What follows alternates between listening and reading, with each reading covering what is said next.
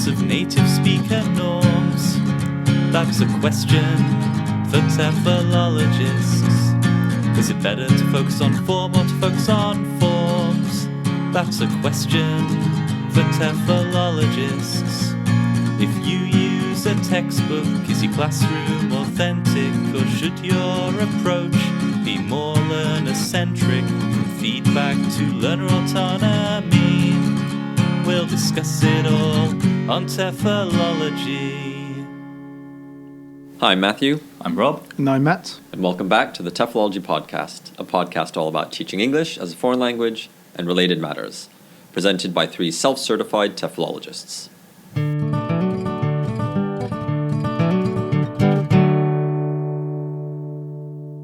Is it recording? Yeah, it's recording. Okay. So for this week's TEFLology, we're going to do something a little bit different today. Instead of doing our kind of conventional sections of news, culture and pioneers, we're going to kind of do 3 separate sections where, kind of in the spirit of reflection, we've all kind of brought along a question or a topic that we've been thinking about recently, and we're just going to kind of pick away at that topic, I guess, and see where it leads us. Yeah, basically. kick it around. And kick it around Run too, with yeah. it. Yeah. Okay, so Matt, over to you first with your question. Okay, so my question for this section is, very simply, do you take your work home with you? Okay, interesting. Literally or figuratively? Yeah, well, okay, so maybe I can literally, I guess. Yes, I do. I go home and do things like marking, admin-based stuff. Okay. Although I've found recently that I've just completely stopped doing any sort of lesson planning at home. Mm-hmm. So I'll go home, I'll finish work at around 4 o'clock, and I'll go home and finish off my admin at home. And then, that will be the only thing I'm doing at home for my principal job, which is teaching. Yeah. Is Is there a reason why you do those things at home rather than in your office? I just want to get home as quickly as possible. Yeah, basically, yeah. Okay. Yeah. I mean, these days, everyone does, right? We don't work in a factory. Like, you don't just finish work and then you're done. Yeah. Like, work is always sort of there, humming away in the background. So you pretty much you're always on to some extent, and especially we're in such a hyper-connected world. You're always getting like work emails. Even like 2 a.m. I get work emails. I get woken up by my phone going off and check it and go, oh god, it's more work. Yeah. So I think there's always work knocking at the door. Well, like the other day, I got actually every day, in fact, I get emails beyond 9 o'clock from students, 9 p.m. And I was kind of thinking, like, I was about to reply to a student email at 9 o'clock, and I was thinking, maybe I shouldn't reply to a student that late, because it could be kind of considered as, it could be harassment in a way, you know. Well, maybe that's the wrong word, but I think it's more the student harassing you. Yeah. I think it's best not to kind of promote that kind of activity, I guess. Yeah. I mean, I totally agree that, email and all that kind of stuff makes us sort of always on, as you say. But I think it's still a choice. You could have a separate work email account that, you don't get messages automatically to your phone or whatever device you're mostly looking at. So it is a choice that you make yourself available all the time. I'm not sure that it necessarily is. Okay. Because I think that if you're in an environment, which most of us are, where you kind of where everyone is on all the time, then by making yourself not available at certain times, you bump up against the rest of your work environment. So, if I get an email from a colleague at, 6 p.m. and I don't reply until, 10 a.m. the next day, I think that would be seen as kind of negative. Like, I was shirking my responsibilities. Everyone else is replying to emails. Why aren't you? And I don't think that's good. I think it's bad. I think I don't like the fact that work invades every corner of our lives, but I don't think it's just a choice to turn off. And I think if you do it as a choice, like, technically you can do it, but it puts everyone else in a bad position in a way. What about when you're on holiday? The same. Same thing. Yeah, Yeah. yeah, Yeah. I quite enjoy checking my emails, and I quite enjoy replying to emails. I don't have a problem with that, and it is a choice. And Yeah. I quite like emails. I quite like emailing, But I do get stressed with emails. Like today, in fact, for the first time, I had like 7 emails I had to reply to, and I started starring emails for the first time just to kind of unpick the ones that I needed to reply to. So that was and that gave me a little bit of stress actually for the first time. Okay. Yeah. That's interesting. I recently changed jobs, and in my previous job, there was much more management things involved. And in that job, I was receiving emails all hours of the day and during my holiday that I felt I should respond to. Maybe again, like you said, if you don't, it means somebody else has to do the work, or people are left not knowing what to do in a certain situation. Yeah. And now much more of the focus of my job is on teaching, and I get emails from students, on weekends at all times of the day. But I feel much more comfortable ignoring those till the next morning, maybe like Matt was saying. Yeah. Having said that, like in the management job, I worked with people who were actually quite strict with themselves about not dealing with work emails outside of work hours. And it could cause the odd problem when something wasn't responded to. But I also kind of respected it. I respected that, some people are able to draw that line and say, I'm going to stick to it. I wonder if there's maybe potentially a clash of working cultures there. Because I think that, this is, maybe a little bit broad, but my feeling is in Japan there's much more emphasis placed on, kind of sharing the burden of work in a way. And it's more stigmatized to make that choice, to switch off. Perhaps, And it seems to me that, like, particularly Westerners can more easily get away with doing it. But that's why I kind of try not to do it, because I feel like that's a privilege that you can take advantage of.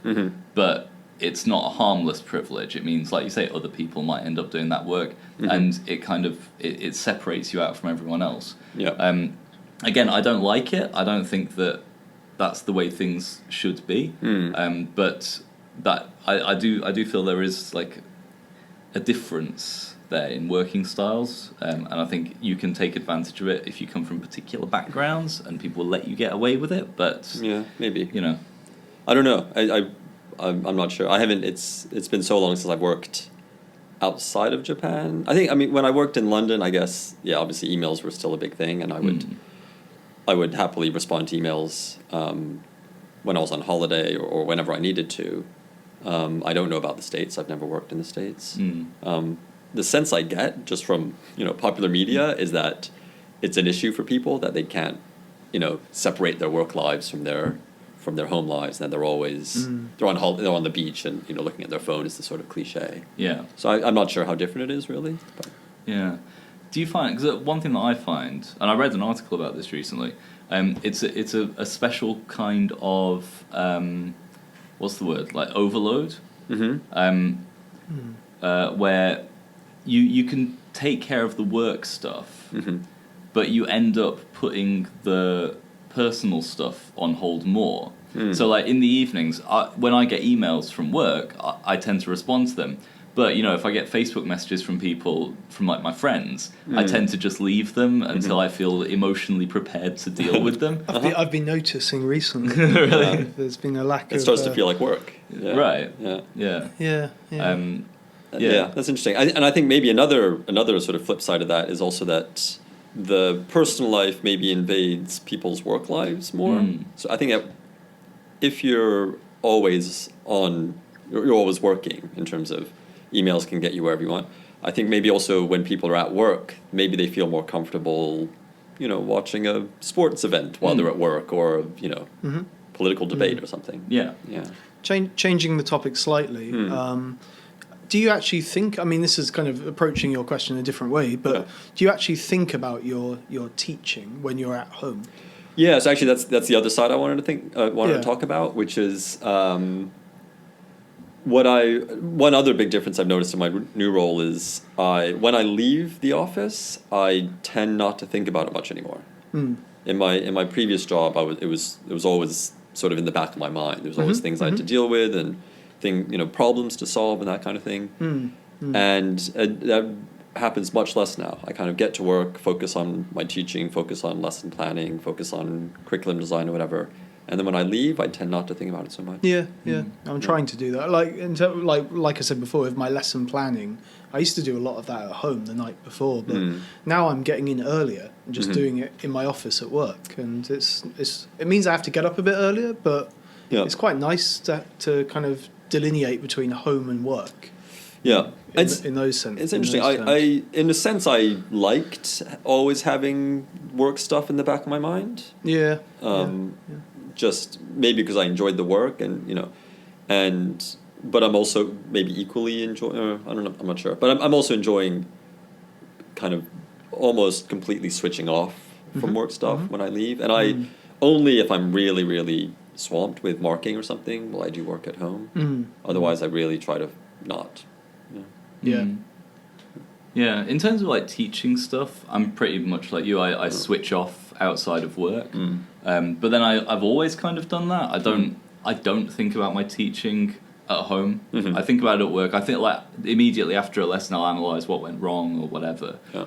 But the actual teaching, I don't think about. In terms of like the management stuff that I do now, I think about that more. But unless there's like an actual major issue that is in the process of being a major issue, I don't think about that either. What I do think about pretty much constantly is like writing obligations that I've got, like research and writing obligations. Like at the moment, I've got major revisions to make to a manuscript, to a book, and that is gnawing away at the back of my mind. It's actually paralysing me from actually doing the work. And every time I come into work and sit down to do it, I end up doing something else. I'm just procrastinating. That kind of links into kind of like wider kind of, not questions, but feelings I've had about our profession. Because I think I said to both of you before, I'm quite envious of people that go to work, do a job that has a very kind of practical outcome, and then go home again. And I kind of wish that I had that kind of job, but instead our job is we're teachers, we're doing this as well, which is kind of part of our broader kind of professional lives. And then we have to write articles, but we don't really have to. You could kind of take away that whole area as well, but I don't know. So this whole kind of this extended professional life, and where does it stop? Right. How many jobs like the kind you just described really exist anymore in kind of post-industrial economies? Like there's very few jobs that would give us the opportunity to live in to the standard that we do, where you literally do go into work, and when you clock out you're done and you don't have to think about it, and you've made however many things, but gizmos on your conveyor belt or whatever, right? Like pretty much, I think most jobs these days, the work extends beyond the working day. I agree, but I mean, I know lots of teachers who don't do any extra professional development stuff outside of work. They don't make podcasts. They don't write articles. They don't present at conferences. And I mean, obviously, doing all those things, has benefits in terms of your professional life potentially. But and having started doing them, I'd find it hard to stop. But just like you said, I hadn't thought about it at all. But you're right. Like those are the things that I can't get out of my head. Those are the things that give me anxiety or like make me think. Those are things that are piling up. That I'm thinking. There's all these deadlines coming up, and you have to do these things. And when am I going to do this? And I think it's partly because it fits. You have to fit those things in between your professional, your work, and your personal stuff. You don't want to sacrifice too much of either to do those things, because they don't really fit into either category. Yeah. Well, it's kind of like you were saying as well, like these things are not official parts of your job, but in our jobs, you know, working in universities, there are things you're kind of expected to do. So it's a grey area of work that you kind of have to do, but you don't have to do. That, you know, there's no one standing over your shoulder telling you to do it, but you do have to do it. And that actually makes it much more difficult to regulate, and much more difficult to know, like, am I doing enough? Am I doing too much? You know, am I, you know, and there are some people who can do a lot and it's very easy for them, and there are some people who do absolutely nothing, and, you know, and I think it's very difficult, and that actually makes it easier for the work to invade the rest of your life, because, you know, there is no boundedness to it. There's no start and end. Yeah, I agree. I mean, like, I'd call myself principally a teacher. We all are teachers, but that's the thing that kind of causes me the least amount of stress. It's like you said, it's the teaching itself is kind of the break time in a way. It's the planning, it's the other things that go on. It's all the kind of the mental kind of challenges that go on around the teaching. The teaching itself is quite fun, you know. Yeah, like every so often we kind of talk about, oh, you know, next year no conferences or that kind of thing, and it never works out. There's things come up, things that we decide we should present on, or other people ask you to present on.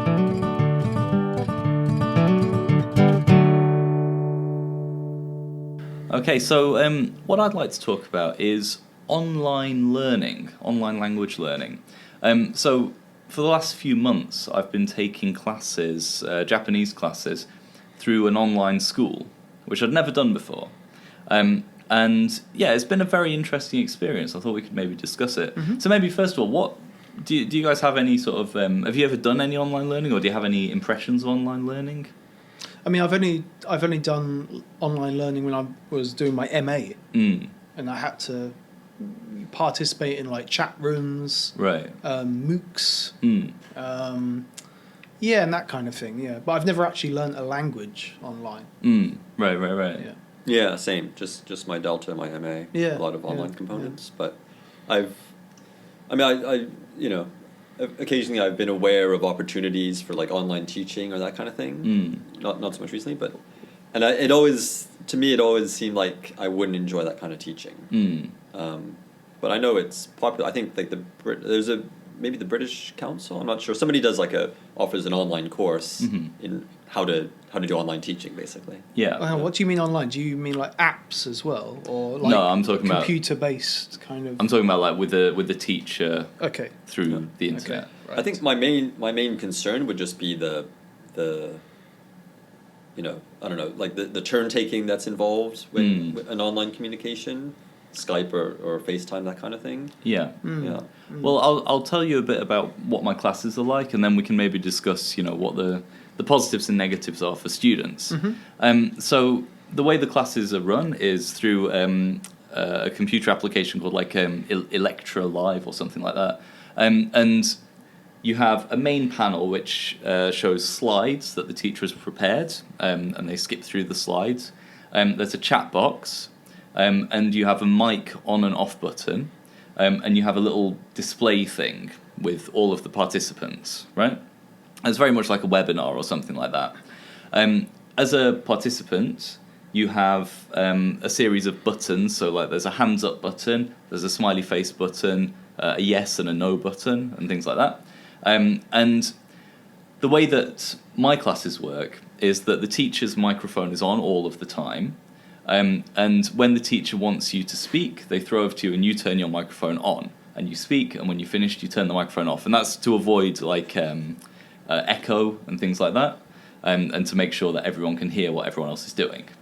If you want to ask a question, you raise your hand and the teacher calls on you and you speak, and you can also write in the chat box, so if there are problems with audio or whatever, which is not very often, you write a little chat thing. The lessons are quite sort of, I don't know, limited communicative focus, I guess. So the teacher is very teacher-fronted, and the teacher orchestrates conversations between the students or asks or like elicits example sentences. But it's all based around like a grammar point. Here's today's grammar point. So, I mean, what does that sound like for you guys? Do you know? Yeah. So, I mean, you kind of answered the question I had already, which was, it sounds to me more like what you get out of it is much more awareness of the grammar point, in terms of how to use the grammar point. but not much in terms of sort of more authentic communication. Or Yeah, I think my experience is that it's very, very good for very form-focused PPP, right? Or forms-focused, whichever the bloody one it is. So, the teacher presents a grammar point, usually through a dialogue, and we look at the structure, and there's a little English translation, and then, we make example sentences, we have little conversations together. Okay. And it's all fine. And sometimes it's just you and the teacher, and then you just leave your microphone on and chat like a normal lesson. Okay. But if it's a group, then it's very, you speak now you speak, you speak, like that. So why have you decided to learn this way? Like, how does this kind of fit into your life, I guess? Well, so this was a kind of a second thing that I wanted to talk about. Because so you, I mean, in terms of like what Matt asked, like you kind of like the teacher frontedness of it. And I do. Maybe you don't. Do you feel like you don't need the communication practice so much? I think probably I do need the communication practice, but so I guess there were two areas that I wanted to talk about. So one was the kind of the pedagogical. So let's finish that up first, and then we'll go on to the student benefits kind of thing. Yeah. So one question I had about the pedagogical side of things was I don't know, but I imagine that maybe one of the advantages would be the teacher's feedback to you. Is that true? Yes, yeah. So the teacher's feedback is quite direct, and because they've got a chat box, as you speak, the teacher often types what you're saying, and they'll correct it. So you get a written version of what you just said, but with the grammar corrected. Okay. And at the end of the lesson, you can save that. You can save the chat box, and you can review it later on. Okay. Which is quite good. Yeah. So feedback is very good, and the teacher will also say, you said this, you could have said this, or you said this and that's fine, but here's a better version. That kind of thing. Is it kind of a blended course? Like, is there a textbook that comes with it, or is there a list of is there a curriculum or a syllabus that it follows? So there is a textbook. This particular school, I think, this is just this school's approach. They have these this kind of flex lesson system, so you book into a lesson, and it kind of doesn't matter. There's no real flow to it. So you book in, and I'm doing this one enclosed lesson on this one grammar point, and that's what you do. There is a textbook, but I don't have the textbook, and it doesn't matter. Right. Like, that's only if you really want to prepare before and after. They don't use the material from the textbook very much. You know in advance what it's going to be about. Yeah, there's a lesson plan on the website. So for every lesson, you click the lesson plan, it tells you what you're doing that day. How much do you learn from the other students, or do you tend to zone out when they're so that's doing their bit? I tend to zone out a little bit. It kind of depends. So if there is just you and one other student, I tend to listen, because what you say next might be connected to what that student said. Okay. But if there's 4 other students, sometimes you're going through 4 people all answering the same question with their own idea, and then you zone out and check your Facebook or whatever a little bit. But I actually see that as kind of a positive, which we can talk about in a minute. Okay. And as a language teacher yourself, you probably have a good perspective on, I guess, the skill of the teachers who do it, and how much work they have to put into each lesson. Yeah. Because I think maybe I could see, somebody setting up a similar kind of online school where the teacher doesn't really have to do much. They just present they say, here's some target language, use it like this.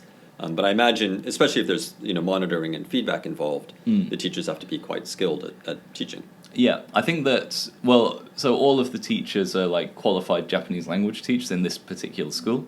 I think it kind of depends. So some teachers seem to be very switched on for the whole lesson. They're listening very carefully, and they've planned lots of different activities, going from sort of very structured to very free practice, and they monitor and give a lot of feedback. And some teachers are a bit more lackadaisical, they've planned one topic. Like, one of them a few days ago said, all right, so here's a topic, speak about it for 5 minutes together. And you just kind of go back and forth with the other person, and the teacher at the end says, okay, that's great, here's another topic. And then they've not really planned much, but it's still kind of fine. And in that case, you get more communicative practice than the more controlled versions. Okay. How do you think the feedback is different from if you were in the real class with? Well, it is a real class, but in the physical class and online, because I guess there's fewer things to call upon. Like they can't see your face, or they're just going on your voice. Yeah, I think it's a lot more targeted, the feedback. It's a lot more. It's a lot easier to know exactly what the feedback is for.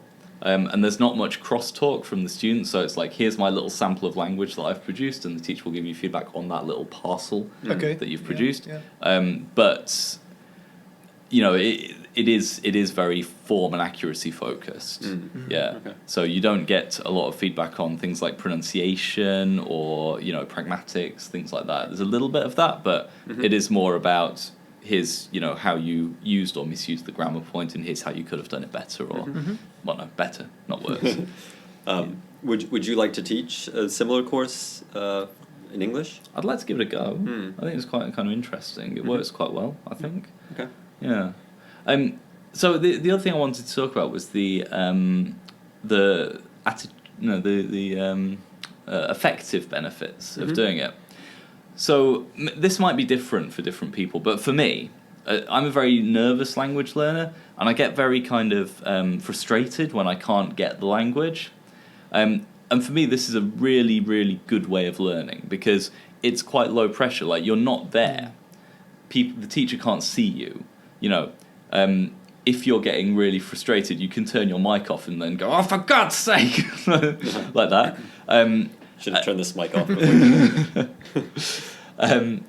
So I find it quite a nice environment. And like in a regular class, you have to be on the whole time, and if you've come from a hard day's work, it's difficult to be on the whole time. You're tired. Whereas with this one, like you say, you can zone out a little bit at times. If you're really tired, you can zone out a little bit, or you can really focus. You've got a lot more freedom in that respect. And there's also like for example, I'm doing these exam preparation classes, and the teacher puts the questions on the screen, and then all of the students type their answers into the chat box. And in a regular class, that kind of thing could be quite face-threatening if you're like the lowest level person, because the teacher could call on you and like, "Oh, I don't know the answer," right? Or you write down your answer first, and then the teacher checks everyone. In this case, even if you don't know the answer, you can wait for everyone else to answer it and then do the same thing. Obviously, like, you know whether you knew the answer or not, but it's less face-threatening, I think. So I do that, and then you get the explanation for the answer afterwards anyway. So it kind of doesn't matter. It's a lower risk environment. So I think in a regular class, rarely do the students get to see everybody else's writing. But in this way, you get to see their writing in the same place. Yeah. I mean, there's no reason why you couldn't kind of make your classes a bit more interactive and have them. Actually, my university has a system where they can send stuff to an internet site, and it comes up on the screen. But I don't really use it. Right. But that would be a good idea, actually. Yeah.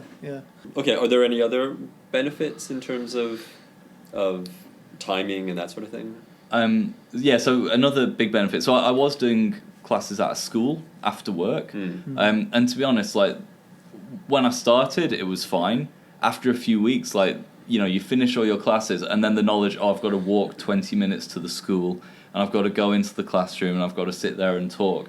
And then after that, I've got to get on the train and travel for 45 minutes home.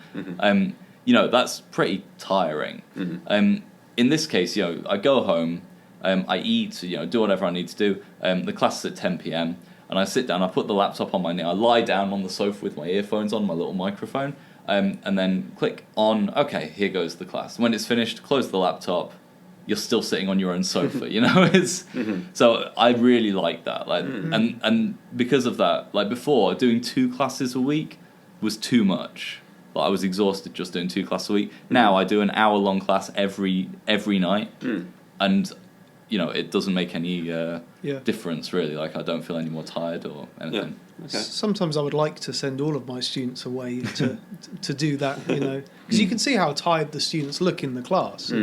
They clearly haven't slept that much the night before. In fact, one student the other day, I said, how long did you sleep last night? He said 30 minutes. And obviously, you can't learn in that state. You can't learn with 30 minutes sleep. So Yeah. I kind of want to, it'd be nice to send them away and say, Yeah. have a sleep and do this when you wake up, But Do you think the benefits are strong enough that, for example, it could be integrated as a component of, for example, a university student's language learning course? I think it definitely could. Like here at my university, we've got online learning programs with teachers in the Philippines, and a lot of students sign up for those. I think they probably get more out of that than they do out of like their mandatory 90-minute lesson or 100-minute lesson that they have every week in class. Like I think they probably get more out of the one-on-one session with the instructor. On the other side, you have to be more engaged as well. In what way? When you're in a classroom, you can also zone out in the classroom. You can check your phone, shut your eyes. Yeah. When you're in a sort of a one-to-one, maybe more in a one-to-one scenario online, you have to keep up the conversation, because if there's any sort of silence or kind of that's kind of weird online. Like you can't go by facial gestures or that kind of thing. So yeah, I think that's definitely true. You need to keep true. up the conversation or whatever. Yeah, last night I had a class which was just one-on-one because the other student didn't show up. And that was pretty exhausting, like just having to be speaking the whole time. And because it was grammar, it was like, you're on and you're trying to use the grammar point all the way through. That was pretty tiring. Right. Okay. What would you say is the ideal, like 3 students per teacher or 2 or? Yeah, like 3. I think is pretty good. Like too many, if like. Earlier today, I had one which had 6 students, and that was like, in a 50-minute lesson, you're really only getting about 10 minutes of the teacher's attention or less. So I mean, you're still listening. You're still doing the problems with everyone else, but you do feel like you're using an app or something rather than having a lesson. So yeah, I think 2 or 3 is good. Yeah. The one other benefit is having like interaction with students from all over the world. So like you've got in this school we've got students in like Nigeria, in Malaysia, in the Philippines, in China, in the UK, the US. So you've got a class, fully kind of polyglot class, and that's really interesting. You get a lot more variety of experiences being expressed, and why does this person want to learn English and that kind of thing? Learn Japanese. I think that's another good point. Yeah. Okay, that was my next question actually. But do you get a chance to get to know these other students at all? Not so much, I guess, but you do you pick things up over the course of the lesson. So like one of the students the other day said, "Oh, so Rob, you live in blah blah blah," and like somehow they picked up a bunch of information about me which I didn't even really realise I'd given away. But they'd remembered it, and and then they started a conversation about because we had that big typhoon here. They started a conversation about that, and they're living on like the other side of the world, but they picked up on that, and so they brought that into the class. So it's less than in a regular class, I guess, but it's not absent. What do you think? Do you think you'd be interested in doing these kinds of classes? I think so. I mean, one question I had was, are these recorded? Like, are the whole sessions recorded? Because that would be nice if they were. No, like I say, you can save the text chat. Okay. Right, and in my school, the teacher also sends you a file at the end of the lesson with like that grammar point and all the questions you'd studied, so you can study it again at home. And I guess you could just put a recorder on and record the whole audio. You could. It's a little bit unethical for the other students. Maybe yes. How did they place you when you started the courses? They didn't. You kind of place yourself. Okay. So you choose like your level. So like beginner. And you can choose by like JLPT, Japanese Language Proficiency Test level. So I always choose intermediate N2 and N2 prep.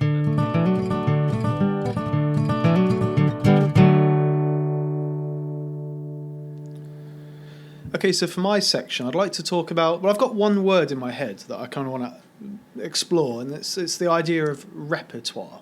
And do you think, as teachers, that you have kind of a set repertoire or set activities or ways of doing things that you can kind of say that you always do that in most of your classes? Like the reason that I'm kind of thinking about this is I kind of noticed with a group of students recently that they kind of seem to second guess what I'm about to do next, and they kind of know what activities I'm going to do, and basically things are becoming a bit kind of mechanical in the class. Like they know exactly what will come next, and they're kind of. I got the feeling amongst them that they knew exactly what I was going to do on that day, and I could have walked in and said, "What's the next step?" Okay, there we go. And do that for yourself then, kind of thing. So I'm just wondering if both of you, I mean, I'll talk about mine as well. If you can point to any particular kind of activities or ways of doing things that you think you always do, like are there any kind of constant elements of your class that are always present, basically? What do you think? I'll talk about mine, but what do you think first? I don't know. I mean, my first thought is just kind of stuff that, but to me it seems kind of quite general, and what a lot of teachers nowadays, like things like pair work and group work, and I don't know. Like, today I taught a class which I hadn't planned for it at all. They're a great class. It's 15 students, and they're all very well motivated, and their level isn't very high, but they do what I ask them to do, and they stay in English most of the time. And there's a course book I have to use, and it's just one of those general 4 skills course books. And I don't like it very much, but the students have to buy it, so I use it occasionally. And we got like an hour out of like the first page of the unit, which is just like a big picture and one discussion question, and then like a bit of a grammar point. But we got an hour out of it just through, talking about the picture, talking about the grammar point, putting them in pairs, discussing something, changing pairs, changing groups, doing a little I don't know, just stuff that I knew that they would engage with, but that I also felt was communicative and kind of following the basic principles. That kind of comes on to some of my later questions I want to talk about. Okay. Yeah. Well, how about you, Rob? So, I think my classes in general tend to follow a pattern. It's not the same pattern for every class, but like in one course, I tend to establish a pattern at the beginning, and then I follow the same pattern. And it might not be the exact same pattern from class to class, but like, let's say in one of my courses I have units that are 3 weeks long. In the first week of the unit, we follow this pattern. In the second week of the unit, we follow this pattern. In the third week of the unit, we follow this pattern. So there's the same pattern repeated. Yeah. And I do that on purpose, and it's partly from my experience as a learner, that when the teacher starts introducing new things, we're doing different things every lesson, like that's more fun for the teacher, I think. But I start to think like, well, what am I doing now? Like I'm more worried about what I'm supposed to be doing and not thinking about the language. So I like to keep a pattern so that I can kind of reduce the cognitive load on the students and keep them focused on the language. Yeah. And the fact that they're only having the class once a week means that it doesn't feel to them, I think, as if they're doing just the same thing over and over again. Okay. I think like often when people, I think the sort of disadvantages that people talk about in terms of having a pattern for a lesson or following a structure is that maybe students will get bored or can second guess you. But I agree. I don't think that's a bad thing if as long as the students feel all those activities are benefiting them. I don't think they care that it's the same thing every week. No, it's not so much the question like if they're second guessing me. It's like if I was to ask my students, how would you characterize my teaching? I think that I could get a general answer. It might not be in the same terminology that we use. Yeah. But I think I could hit upon the similar points. Yeah. And I'm wondering what they are. That's what I'm trying to explore. Students. So what I tend to do, what I've noticed recently, and mainly I'm more kind of talking about reading classes. Okay. Is I tend to do a lot of open-ended speaking activities where the emphasis is on creativity. And I pretty much do that in all of my classes. I give them a very short 2-minute window and they have to use the vocabulary in kind of an open-ended, creative manner. And I pretty much do that in all of my classes. So I think as a teacher, I think I value creativity over structure. And structure can be creative, but I mean like I value open-endedness. When you say open-ended, you mean the activity is open-ended in terms of the outcome. The outcome. The students aren't. Yeah. I tend not to. So I tend not to like things like role plays. I tend not to use role plays and things like that. How do you define a role play? Where there's a particular two or more of the students have a particular role to fulfill, and they have to use the language to get to that. They have to play. They have to play but that role. That could be creative. That could be done creatively, couldn't it? Yeah, it could do. Yes, definitely. But I tend to ask my students, okay, you've got 10 items of vocabulary. I'd like you to just use this vocabulary, and that seems to be kind of an element of my teaching. Just okay, now use what you've just been given. And I do that with the reading too. Reading is, for me at least in my classes, not a silent activity. I do a lot of kind of short reading, close the book, talk about what you've just read. Yeah. And they're kind of my two kind of constant things that I do. Talk about what you've read, try to use the words you've just found out about. Yeah. And they're the two kind of constants in my teaching, really. Yeah, I do the same kind of thing. Yeah.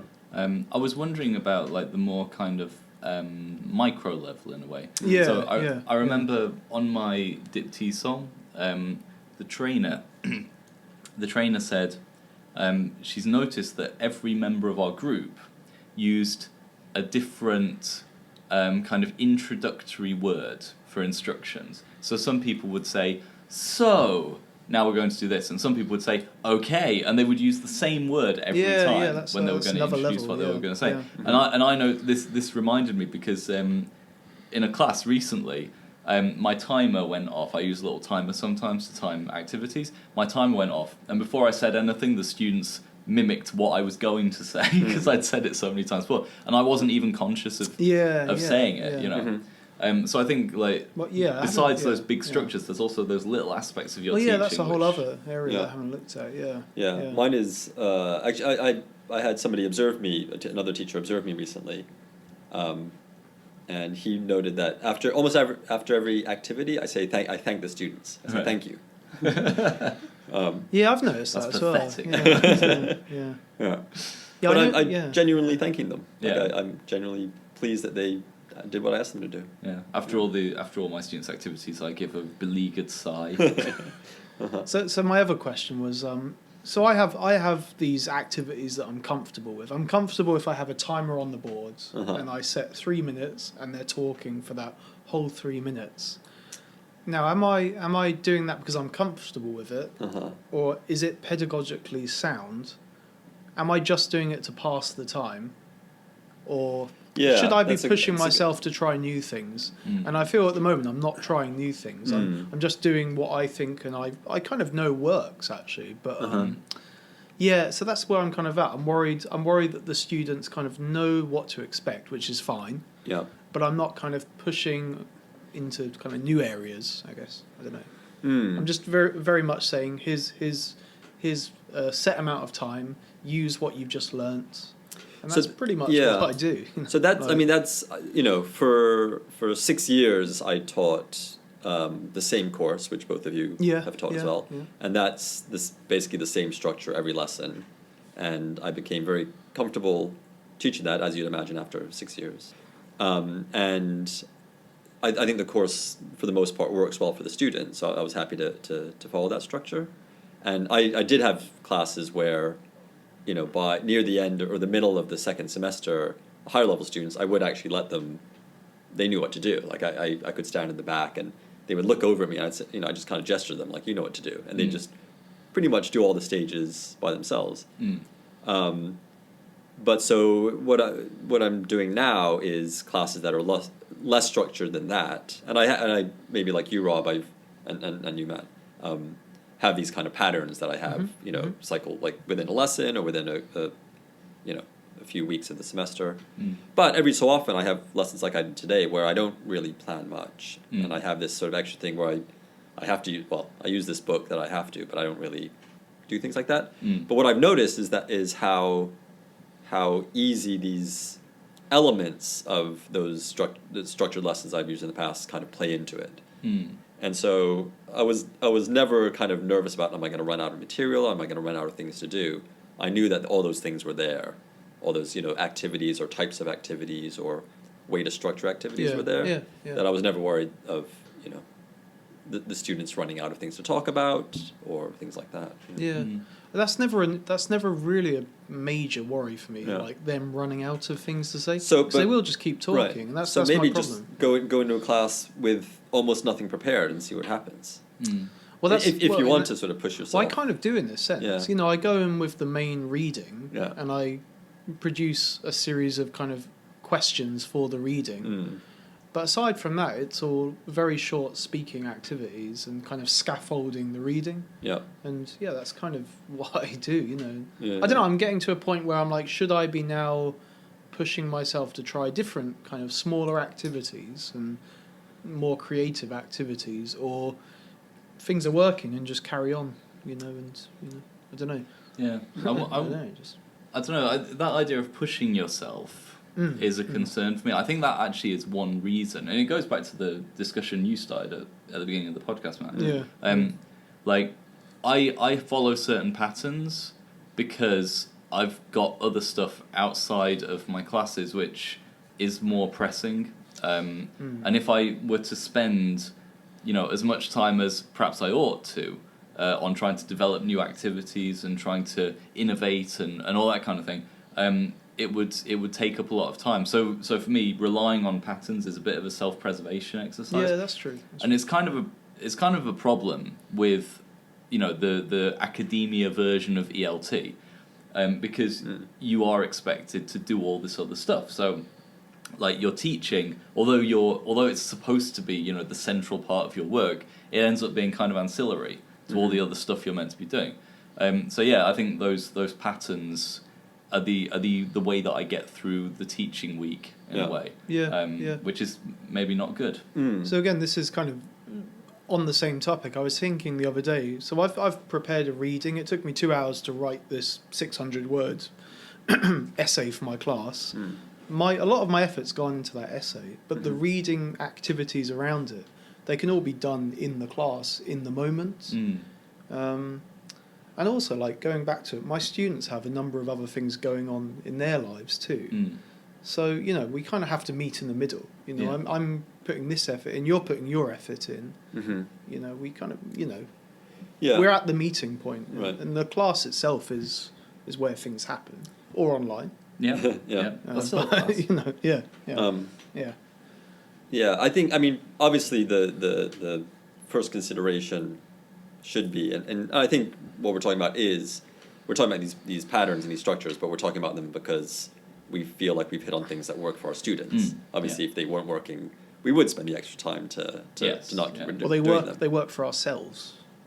Well, they work for our students. So maybe another teacher trying to use the same structures, it wouldn't work for them, for their students or the same set of students. But the way that, you know, we use those activities, whatever, with our students, it seems to work. It's a good enough thing. They're good enough at least. Right.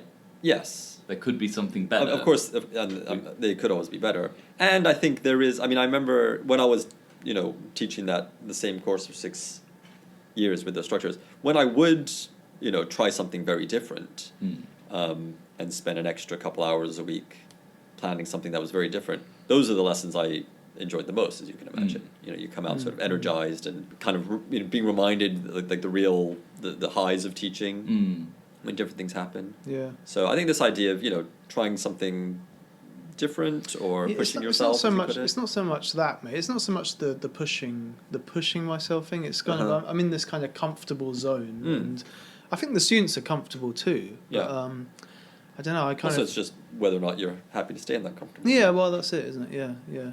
Okay, so another question is: are there parts of your lesson that you and it's kind of related? Are there parts of your lesson that you look forward to more than others? No, I'm not talking about the end of the lesson, but for example, like, I always start my lesson with a kind of a fluency activity where you get the students kind of oriented towards the topic. But for me, that's the most kind of, I really look forward to getting through that part. But also, I don't need to do that part either. But I kind of do, because, like, tradition dictates that you need to somehow warm up the students to the topic. But I'd be happy just to go straight in and say, we're going to read about this, let's go, kind of thing. I don't know. It's kind of a lonely moment of the class. I know find, you know. I know what you mean, and I often start with that kind of sort of fluency development activity. But I actually kind of do a lot of the lesson planning during while the students are doing that activity. Right. Yeah. And I've thought to myself before, you know, maybe I'm just being lazy by not being better prepared for the lesson beforehand. But I actually think that getting a feel for, I mean, I don't know how true or how scientific this is, but I kind of feel like I get a feel for the students and the class and the atmosphere, you know, having walked into the classroom, having them seen them do this activity, and even hearing what they're saying maybe. And often I'll spark on an idea then about what to do next after that fluency activity. Do you ever, sorry, one question on that. Do you ever feel that your students see you as being lazy? I occasionally have these kind of micro thoughts as I'm teaching that, oh, they're probably looking at me thinking, well, he's not doing anything at the moment. And I don't know, I try not to let them get in my head too much. The thoughts. Not Intrusive thoughts. The thoughts, not the students. Yeah. I mean, they wouldn't be wrong if they thought I was lazy, so I couldn't blame them too much. Oh, yeah. That's it. Yeah, no, I get the same thoughts, and like you, I think sometimes that's true, you know. Again, it's a bit of a self-preservation thing. Like, there are some more content-based lessons where I really have to focus, and I dread those lessons. I really, really don't look forward to them. And they're a lot of work, you know, and at the end of them I'm exhausted, but I also feel like you said, you know, you come out a bit exhilarated because you've done something new. Yeah. Maybe you've explained a concept, or you've got them to think about something which, you know, maybe had not occurred to them before. Yeah. And they're a lot more work, they're a lot more draining, but they're also energizing in a way. And I think sometimes, like, the problem with the structures, with the safety net, with falling back on your safety net, is that you lose the motivation, and it's almost like a false economy. Like, you feel like it's saving you energy, but it's actually costing you that exhilaration, that adrenaline rush that you would have had otherwise, if you see what I mean. And it might plant a little bit of sort of negativity in you thinking, I could be doing better for the students. I probably should find like an hour here or there to do more planning, and then feel guilty when you don't do it. Right, that's true. Yeah. Okay, well, a few little seeds planted there maybe, but yeah, that was fun.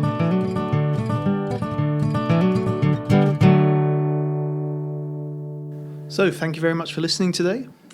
If you'd like to get in contact with us, you can send an email to TEFLology@gmail.com. You can follow us on Twitter @TEFLology.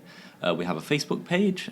We also have a website, TEFLology-podcast.com, where all of our episodes are archived. You can go back and listen to previous episodes.